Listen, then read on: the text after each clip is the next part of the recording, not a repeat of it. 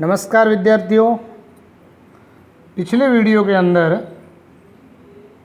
हमने पहले के जो 4-5 श्लोक है उनका अध्ययन कर लिया था और आज इस वीडियो में अपन जो अपने एक श्लोक बच गया है, 2 श्लोक जो बचे हुए हैं उनका अध्ययन करेंगे।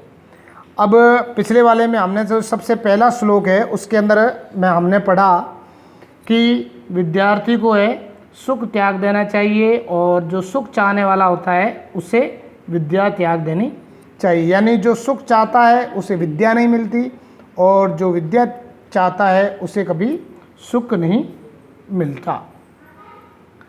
अब अगले विद्या उसके अंदर जो मतलब जिसको यश की प्राप्ति, जिसे नाम कमाना होता है, वो हमेशा दूसरों की क्या करता है, भलाई करता है, दूसरों के लिए अच्छे काम करता है, दूसरों का भला करता है। उसके लिए बादल का दिया है कि हमेशा समुद्र बहुत ज़्यादा पानी एकत्रित करता है लेकिन उसे मान सम्मान नहीं मिलता जितना मान सम्मान बादल को मिलता है। क्यों? क्योंकि बादल है वो सबकी क्या है, प्यास बुझाता है। फिर हमने कहा कि जो दुष्ट व्यक्ति होता है उसे अच्छा बन जाना चाहिए, अच्छे को और भी अच्छा बन जाना चाहिए, और जो संसार से मुक्त हो गए उनको तो जो दूसरे लोग हैं उनको मोक्ष प्राप्ति में सहायता करनी चाहिए। फिर अगला था कि मूर्खता जो जाड्यांत्यो हरती, यानी बुद्धि होती है वो मूर्खता को हरती है। सिंचती वाणी सत्यम, यानी जो वाणी होती है वो हमेशा हमें सत्य बोलना सिखाती है। मनोरमति दिशम पापम करोति, और अगर जिस व्यक्ति की श्रेष्ठ उन्नति यानी जिसकी वाणी अच्छी हो, सत्य बोलता है, तो फिर वो क्या हो जाता है, पापों से मुक्त हो जाता है। यानी जो जिसके मन के अंदर उन्नति होती है, जिसके जो श्रेष्ठ वाणी है और अगर सत्य बोला तो उसके मन के अंदर उन्नति होगी, उसका मान सम्मान बढ़ेगा और वो हमेशा हमेशा के लिए पापों से मुक्त हो जाएगा। फिर है चेत प्रसादयति दिक्षु तनोत कीर्तम सत्संगति कथन की न करोति प्रसाम। यानी इसके अंदर ये कहा गया था कि सत्संगति होती है वो क्या नहीं कर सकती, सत्संगति होती है वो क्या नहीं कर सकती, यानी वो सब कुछ कर सकती है। यानी उस सत्संगति से हमारा जो यश है वो बढ़ता है और मनुष्य का जो वास्तविक जीवन है वो उससे और भी श्रेष्ठ हो जाता है। यानी सभी दिशाओं में वो यश फैलाती है जिससे मनुष्य का जो यश है वो और भी ज़्यादा बढ़ता है। फिर हमने पढ़ा था सर्पा पिबती पवन न च दुर्बलति, यानी सांप है वो हवा पीकर भी कमज़ोर नहीं होता और जो सूखे पत्ते खा करके हाथी है वो कमज़ोर नहीं होता बल्कि ताकतवर। वैसे ही जो हमारे ऋषि मुनि होते थे वो जंगलों में रह करके कंद मूल खा करके भी कमज़ोर नहीं होते थे। यानी इसलिए हमेशा मनुष्य को क्या रहना चाहिए, अपने मन के अंदर मान सम्मान और संतोष रहना चाहिए जिससे उसका जीवन हमेशा श्रेष्ठ बना हुआ रहे। अब अंतिम वाला दुआ है, हम इसमें चलते हैं। तो कहा गया है प्रारंभ्यते न खलु विघ्न भयेन निंचयो प्रारभ्य विघ्न विहतः विरमति मध्यः विघ्नौ पुनः पुनरपि प्रतिहन्यमाना प्रारब्ध मुक्त मंजना न परित्यज्यति। अब देखो इसके अंदर क्या कहा गया है। प्रारभ्यते, प्रारभ्य का मतलब होता है आरंभ करना या शुरू करना। क्या मतलब होता है? शुरू करना। न खलु विघ्न भयेन नीचे, न खलु, न खलु का मतलब होता है, खलु का वैसे मतलब होता है जो शत्रु होता है उसके लिए आता है। न खलु विघ्न भयेन नीचे, यानी जो नीच व्यक्ति होते हैं, जो नीच व्यक्ति होते हैं वो कोई भी काम है वो कि भाई मैं क्या करूँगा, मतलब जो कमज़ोर, नीच कह सकते हैं या कमज़ोर व्यक्ति कह सकते हैं, जो कमज़ोर होते हैं वो अपना काम, कोई भी अच्छा काम नहीं कर सकते। क्यों? क्योंकि उसे हमेशा डर लगा रहता है अगर मैं ये करूँगा तो मैं असफल हो जाऊँगा, तो वो डरता है। तो प्रारब्धे न खलु, न खलु का मतलब होता है जो दुष्ट व्यक्ति होते हैं। विघ्न भयेन नीचे, विघ्न भयन का मतलब होता है बाधा के डर से। किसके डर से? बाधा के डर से, यानी उन्हें डर रहता है कि उनका जो काम है वो सफल नहीं होगा। निंचे, निंचे का मतलब क्या होता है, यानी हमेशा उसे ये लगा रहता है कि वो बाधाओं से डर करके और कभी भी अपना काम है वो आरंभ नहीं करते। प्रारभ्य विघ्न विहिता विरमति मंध्या। और जो मध्यम प्रकृति के मतलब जो न तो ज़्यादा डरपोक होते हैं और न ज़्यादा वीर होते हैं, जो बीच के लोग होते हैं, तो प्रारब्ध क्या यानी प्रारंभ करते हैं। प्रारब्ध क्या मतलब क्या, प्रारंभ करते हैं। विघ्न विहता का मतलब होता है जो क्या करते हैं, मतलब जो बाधाएं होती है, जो मध्यम प्रकृति के होते हैं, जो बाधाएं होती है, काम तो शुरू कर देंगे लेकिन जैसे ही उनके सामने जो बाधा आ गई, मतलब कोई मुसीबत आ गई, काम के अंदर रुकावट आ गई, तो वो क्या करते हैं, उस काम को छोड़ देते हैं। तो प्रारब्ध विघ्न विहिता विरमति मध्या, यानी प्रारंभ तो वो कर देते हैं। विघ्न विहिता यानी विघ्न विहिता का मतलब होता है कष्ट आने पर या विरमंती मध्य का मतलब होता है छोड़ देते हैं या रुक जाते हैं या छोड़ देते हैं। मध्य यानी बीच में ही, किसमें, बीच में ही, यानी या तो फिर वो क्या करते हैं, डर से रुक जाते हैं या फिर उस काम को ही छोड़ देते हैं। विघ्ने पुनः पुनरपि प्रतिहन्यमाना, विघ्ने पुनः पुनरपि प्रतिहन्यमाना प्रारब्धमुक्त मंजना न च परित्यजन्ति। अब देखो क्या कह रहा है, विघ्ने यानी कष्टों से, किससे, कष्टों से। क्या होता है, पुनः पुनरपि प्रतिहन्यमाना, प्रतिहन्यमाने का मतलब रोके या रोके हुए या रोके जाते हैं। परंतु पुनः पुनरपि यानी जो वीर लोग होते हैं, परंतु जैसे बार बार असफलता उसके सामने आ गई, बार बार असफलता आई, वो बार बार की असफलताओं से भी डरता नहीं है और उसका क्या करता है, जो बार बार जो रुकावटें आती है, जो कष्ट आते हैं, विघ्न मतलब मुसीबतें आती है, उनसे बार बार रोके जाने पर भी क्या होता है, प्रारब्ध उत्तम मंजना न च परित्यज। उत्तम यानी प्रारब्ध उत्तम मंजना का मतलब होता है जो प्रारंभ किए हुए को जो उत्तम व्यक्ति होते हैं, यानी उत्तम व्यक्ति होते हैं वो, यानी उत्तम व्यक्ति, ठीक है, उत्तम व्यक्ति होते हैं वो अपने काम को आरंभ किए हुए काम को कभी भी बीच में क्या करते नहीं हैं, छोड़ते न परित्यजति, यानी नहीं छोड़ते हैं।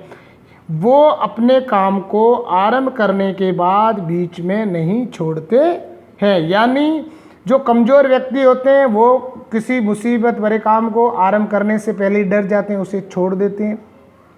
और जो न तो ज़्यादा कमज़ोर होते हैं न ज़्यादा वीर, बीच के लोग होते हैं, वो काम को शुरू तो कर देते हैं लेकिन जैसे ही उनके सामने कोई संकट आता है तो वो उस काम को क्या कर देते हैं, छोड़ देते हैं। परंतु जिनके जो रुकावटें आती है और उन रुकावटों के बार बार रोके जाने पर भी जो श्रेष्ठ लोग होते हैं, उत्तम स्वभाव के जो लोग होते हैं, वे आरंभ किए हुए काम को नहीं छोड़ते हैं। प्रारंभ यानी उत्तम व्यक्ति, प्रारंभ का मतलब शुरू किए हुए काम को, शुरू किए हुए काम को न परित्यजति यानी नहीं छोड़ते हैं, नहीं छोड़ते हैं। यानी वो एक बार, यानी जो श्रेष्ठ व्यक्ति होते हैं, जो वीर व्यक्ति होते हैं, वो अपने काम को एक बार आरंभ करने के बाद छोड़ते नहीं है, यानी उसे पूरा करके ही छोड़ते हैं। यानी प्रारंभ किए हुए काम को नहीं छोड़ते हैं। कहने का मतलब ये है कि वो अपने काम को पूरा कर देते हैं। इसके अंदर ये बताया गया है कि जो कमज़ोर व्यक्ति होते हैं वो कोई भी मजबूत काम शुरू नहीं कर पाते हैं। कमज़ोर व्यक्ति जो होते हैं वो किसी भी काम को शुरू नहीं कर पाते। क्यों? क्योंकि उनको डर रहता है कि इस कार्य को करने के अंदर बाधाएं आएगी, मुसीबत आएगी और उसी मुसीबत से वो डर करके और वो उस काम को शुरू नहीं कर पाते हैं। लेकिन जो ज़्यादा कमज़ोर तो नहीं होते, जो बीच के लोग होते हैं, वो उस काम को शुरू तो कर देते हैं, चलाते रहते हैं, लेकिन जैसे ही उनके सामने कोई मुसीबत आती है, कोई संकट आ जाए, कोई रुकावट आती है, कोई बाधा आती है, तो वो उस काम को क्या कर देते हैं, बीच में ही छोड़ देते हैं। और जो ऐसे लोग जो विघ्ने पुनः पुनरपि यानी रुकावटें पुनर्पुनरपि यानी बार बार रुकावटें आई, बार बार कष्ट आए, रुकावटें, प्रतिहन्य माना का मतलब क्या है कि रोके जाते, यानी बार बार उनको रोका जाए,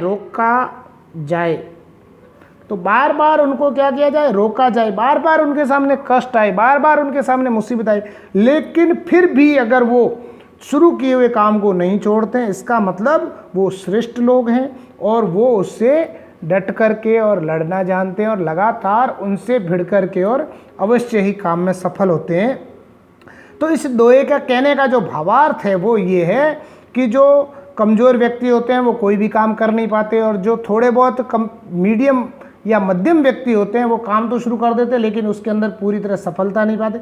लेकिन जो उत्तम प्रकृति के श्रेष्ठ व्यक्ति, वीर व्यक्ति होते हैं वो अवश्य इसमें सफल होते हैं और वो कभी भी रुकावटों से या बाधाओं से डरते नहीं है। तो इस प्रकार से अपन ने जो अपने ये यहाँ पर ये जितने भी जो पद थे उनका अध्ययन कर लिया। तो कुल मिला के यहाँ 6 पद दिए हुए थे, तो 6 पदों का हमने अध्ययन कर लिया। जो इसको मिला करके ऐसे करते हैं तो 9 पद हो जाते हैं। तो इन 9 पदों का अध्ययन कर लिया है। अब आपको अपनी जो नोटबुक है उसके अंदर ये जो शब्दार्थ है ये लिखने। इसमें ध्यान रखना आपको अंग्रेजी के शब्दार्थ नहीं लिखने, सिर्फ संस्कृत हिंदी संस्कृत हिंदी संस्कृत हिंदी लिखने। क्यों? क्योंकि जब हम संस्कृत और हिंदी के शब्दार्थ लिख लेंगे, हमें कौन से शब्द का अर्थ क्या है ये पता चल जाएगा, तो हम इनको अच्छी तरीके से समझ सकते हैं, इनका जो अर्थ है वो अच्छी तरीके से कर सकते हैं। तो सबसे पहले आपको ये शब्दार्थ करने हैं, फिर ये शब्दार्थ करने हैं। उसके बाद देखो कुछ यहाँ धातु दिए गए। धातु का मतलब समझते हो, तो यहाँ आप धातु दिया गया जिसका मतलब होता है प्राप्त करना, मुच्च धातु दिया गया जिसका मतलब होता है छोड़ना, शप धातु दिया गया मतलब बिताना, दिश धातु दिया गया मतलब दिशा देना, मतलब जो किसी को दिशा दिखाना, तन धातु दिया गया, तन का मतलब होता है फैलाना, विधन रम धातु दिया गया मतलब रुकना। अब यहाँ संयोग, संयोग का मतलब होता है ऐसे शब्द जिन शब्दों में संधि नहीं होती, सिर्फ जुड़ कर के बने होते। तो यह प्रारब्ध ये दिया हुआ, प्रारब्ध्यम उत्तम जना, प्रारब्ध्य, ये जैसे ये शब्द यहाँ पढ़ा था आया हुआ, ये अपने आप को दिखा दूँ, ये प्रारब्ध्यम उत्तम जना, यानी प्रारब्ध्यम यानी प्रारंभ करने वाले, उत्तम जना यानी उत्तम, और जना का मतलब लोग। और समस्त पद तो ये जैसे समास है, वन गजा तो वनस्य गजा यानी जंगल में रहने वाला, गजा का मतलब हाथी। अब इसके अंदर संधि है सुखार्थी, सुख धन अर्थी, तो ये इसके अंदर कौन सी संधि आ रही है? स्वर संधि आ रही है। विद्यार्थी अ प्लस अ तो स्वर संधि आ रही है, इसके दीर्घ संधि आ जाएगी स्वर में। दुर्जन दूधन तो इसमें व्यंजन संधि हो जाएगी। सज्जन सत्य धन जन तो इसमें भी क्या हो जाएगी? इसमें कौन सी संधि हो जाएगी आपके? तो देखो त ज में बदल रहा है तो तीसरा पाँचवें में हो रहा है, तो इसका मतलब ये है कौन सी संधि हो जाएगी? तो इसके अंदर विसर्ग संधि, सॉरी व्यंजन संधि हो जाएगी। ऐसे ही यहाँ पर दुर्बलास्ते दुर्बला धनस्ते तो ये विसर्ग संधि है। मनोन्नति मान धन उन्नति तो न है वो किसमें औ की मात्रा बदल रहा है, इसका मतलब ये, तो ये भी इसमें उसमें व्यंजन में चला जाएगा। सत्संगति सत्य धन संगति पुनरअपि पुनः धन अपि यानी बार बार। ठीक है, तो ये कुछ संधि के शब्द है। अब अगले वीडियो के अंदर हम जो इसके शब्दार्थ है उनको हमने करने के बाद अगले जो प्रश्न उत्तर है वो हम अगले वीडियो में पढ़ेंगे। तब तक के लिए आप इनको पदों को अच्छी तरीके से समझ लेना। किसी को भी कुछ पूछना है तो मेरे व्हाट्सअप नंबर पे आप मुझे कॉल करिए, कुछ भी डाउट होगा तो मैं आपका डाउट है वो क्लियर कर दूंगा। तब तक के लिए नमस्कार।